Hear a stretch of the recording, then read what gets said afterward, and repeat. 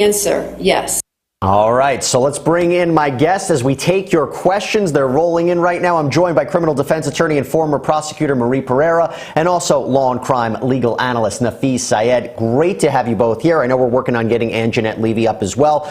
Nafeez, I'm going to start with you. We have a question from one of our loyal followers, Evanescence fan.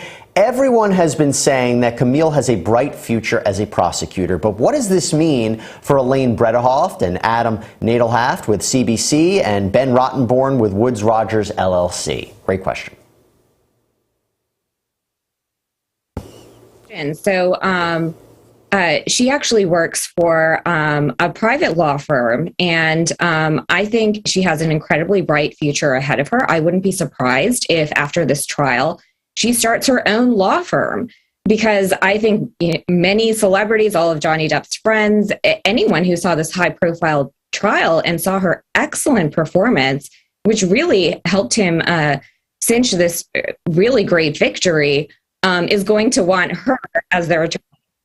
And as for the other attorneys, the evidence was the evidence. So perhaps you could say that they did that the best that they could with the evidence that they had. So I wouldn't say this trial would harm their career, but it certainly did help. I think it's an interesting question that they think Camille could be, become as a prosecutor now after this, and I don't think you would want to do that. I think there's more money and more esteem, and maybe not esteem, but more money in actually civil defense. But anyway, let me move on to you, Marie. We have a question from Kimberly Bradigan. Do you think the jury was swayed by the fact that James Franco never testified on her behalf, since he saw her when she had a supposed bruise on her face, and she testified that he touched her face then when he saw it, although the elevator video never showed that? So it was a strategic move for him not to testify. You think that had any sway in the jury? I think it had a sway in the jury. I think that every witness who came to testify on behalf of Johnny, they named all those witnesses, and it just seemed like a never-ending list of supporters, while Amber had very few people who came to corroborate.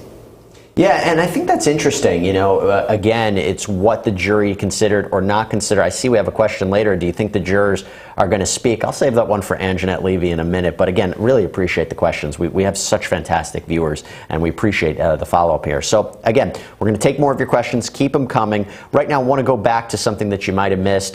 We played you a portion of the verdict. Here's more of it from yesterday. 1.